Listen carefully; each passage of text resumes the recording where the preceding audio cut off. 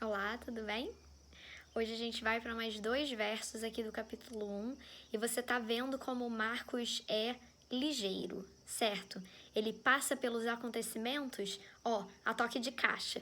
Por isso que a gente vê só poucos versos por dia, para que a gente veja só uma história por dia, porque apesar dele ser rápido naquilo que ele fala, tem muita profundidade.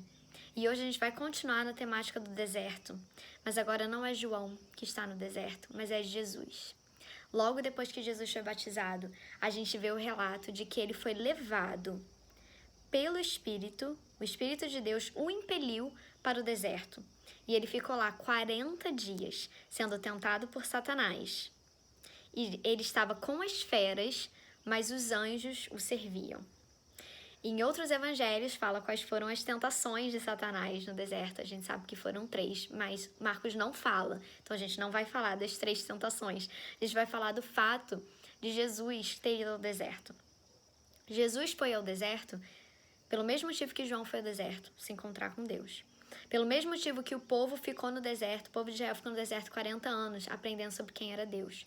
Uma outra pessoa muito importante que também passa muito tempo no deserto, um outro personagem da Bíblia, é Moisés. E Moisés passa um total de 80 anos no deserto, dos 120 anos de vida dele. Ele passou os primeiros 40 anos no Egito, na corte do faraó.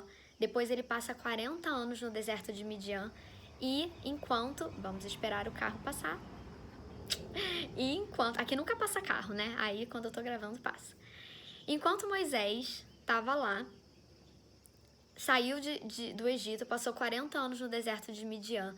Ele passa esses 40 anos no deserto de Midian aprendendo sobre quem era Deus e aprendendo qual era a missão dele. Ele tinha também uma missão muito específica para libertar o povo do Egito, e ele ia fazer isso no Êxodo, e esse Êxodo acontece na Páscoa.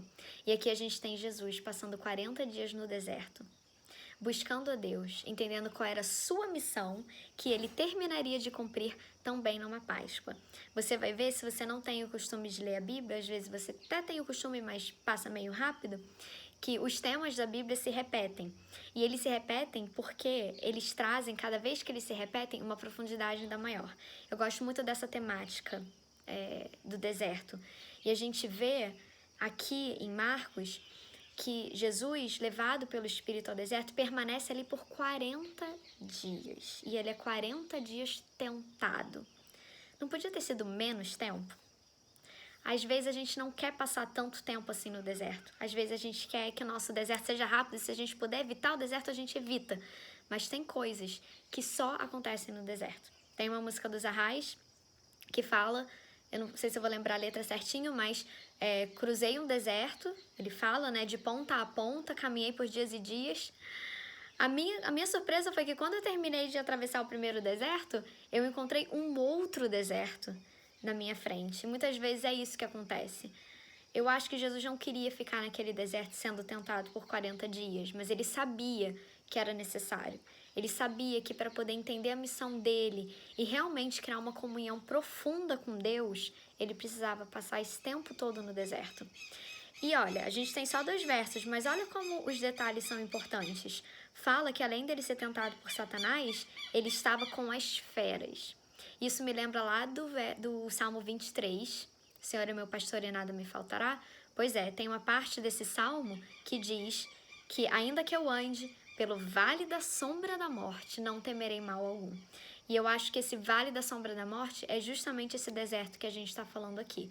É um lugar que a gente muitas vezes só enxerga as feras.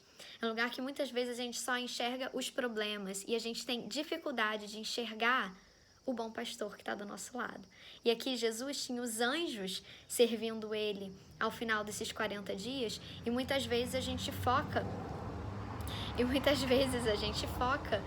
justamente nas feras, no vale da sombra da morte, nas tentações e nos problemas, ao invés de focar no bom pastor que está do nosso lado, no Deus que está se revelando pra gente ali naquele lugar.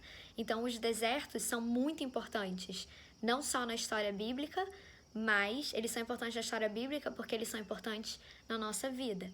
E esses desertos muitas vezes duram muito mais do que a gente gostaria, mas se a gente puder parar de olhar para a secura, para os problemas, para as feras e para as tentações, a gente pode encontrar um oásis em Deus, mesmo em meio ao deserto.